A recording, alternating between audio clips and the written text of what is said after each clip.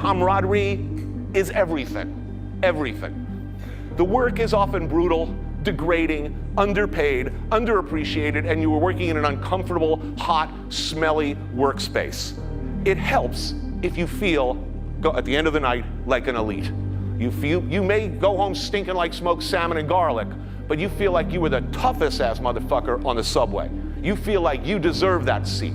You worked harder than anybody, you're stronger, you're faster, you know how to do something that other people can't do. And by any means necessary to build that kind of camaraderie within your crew is a very, very desirable thing. Without camaraderie, you don't have pride. Without pride, you have bad food. Nothing worse in this world than seeing an employee or a cook lose their pride.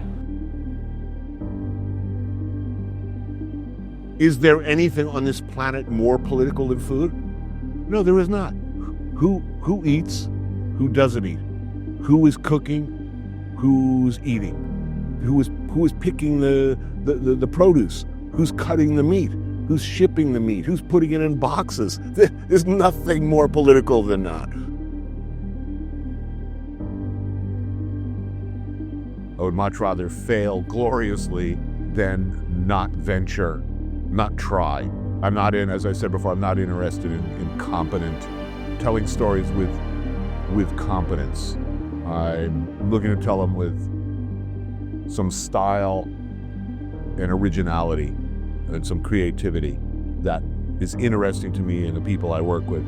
And there have been times that has resulted in failure, meaning didn't work, didn't communicate anything like what I wanted to. You know, some people are just going to hate it. They just don't like the style. They think it's self-indulgent. They don't get it. But that's the kind of failure I like. You know, a powerful reaction one way or the other is infinitely preferable to me than pleasing everybody. If I walk in a room where everybody agrees with me, I find that frightening and dismaying and boring as fuck. Chef from hell is the chef who's been broken and just doesn't care. You know, they have no pride. They're unhappy. They don't like their customers. They don't like their owner. They don't care whether their customers are happy anymore. I've been there. You know, all pride is gone. You know, a heartbroken chef is the chef from hell. I think that comes from all those years as a chef and more importantly as a cook. You know, when you showed up late as a cook, you're letting your people down in a very tangible way. Somebody else has to physically do the work, do the setup, or you lose the shift, or you get fired. As a chef, cooks who showed up late, who were disorganized, and couldn't keep a lot of stuff going on in their heads, they failed. And when they failed, we all went down with them. When food became easy and when we started thinking of food as convenient, meaning I can have mediocre strawberries 365 days a year, you start to think I can have anything I want at any time. We get spoiled and lazy, and we lowered our standards. You know, in Italy, you look forward to the month or so where you have fresh tomatoes. That's unthinkable to an American. We'd rather, it seems, we're used to having terrible tomatoes year-round that are grown and designed to be packed into boxes but taste like nothing. After the first few bites, there's no pleasure.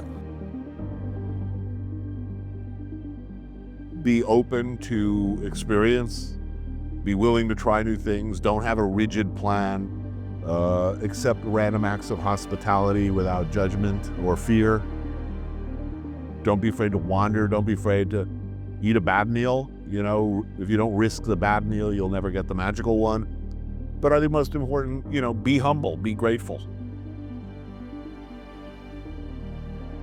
Had I not become a dishwasher, I would have spiraled into petty crime, Loserville. I wouldn't have made it out of my 20s for sure.